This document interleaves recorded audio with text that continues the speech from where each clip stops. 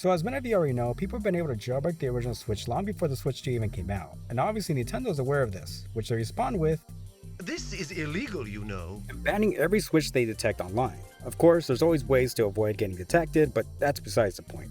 Why am I mentioning this? Well, it's what a jailbroken Switch can do that affects buying physical games for everyone, and that's the ability to dump Switch games directly to your system and continue to play them without them being inserted. Meaning if you happen to play one of these dump games while the other game is detected, Nintendo will ban your Switch. And although the chances of someone buying a used dump game is slim, the chances are still there. If this happens to you, it's not the end of the world, as you can still contact Nintendo and only with proof of purchase they will unban your Switch. Meaning if you buy it from somewhere else, like let's say a yard sale, Facebook Marketplace, it might be more tricky to explain it to Nintendo. The only one exception where Nintendo will absolutely not unban your Switch is if you use something called the Mixed Switch, which is basically an R4 for the DS but only being limited to load one Switch game at a time. Many have tried dumping their own physical library to avoid bringing in and inserting every single game they have, only to later be banned with no chance of it being unbanned. So if you want to avoid not getting banned, that pushes you to buy only brand new sealed games, which of course is more money, especially for every single game over time. And like I said, although the chances are slim, there is still a small chance you'd get banned, eventually leading you to hope Nintendo unbans your Switch depending on where you bought it. Luckily, at this time, the risk is only for Switch 1 titles, but wouldn't be surprised people eventually find a way to do the same for the Switch 2 over time. We have seen every console since then get jailbroken to this point, with the Switch being discovered to be jailbroken with only a paperclip. Boy, I'm sure wouldn't want to be the guy who secured the Switch 1.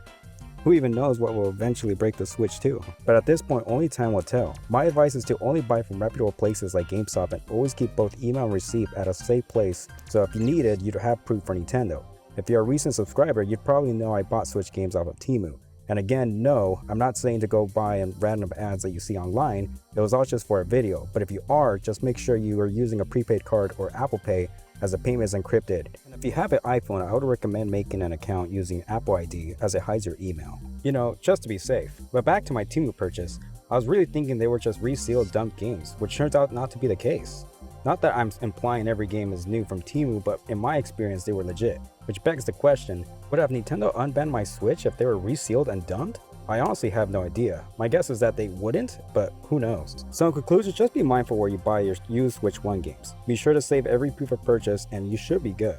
And if you or anybody else is thinking about getting a mixed Switch, I'd say just be mindful of the huge risk before dumping your own physical games. But really, that's all I have to say about the used game situation.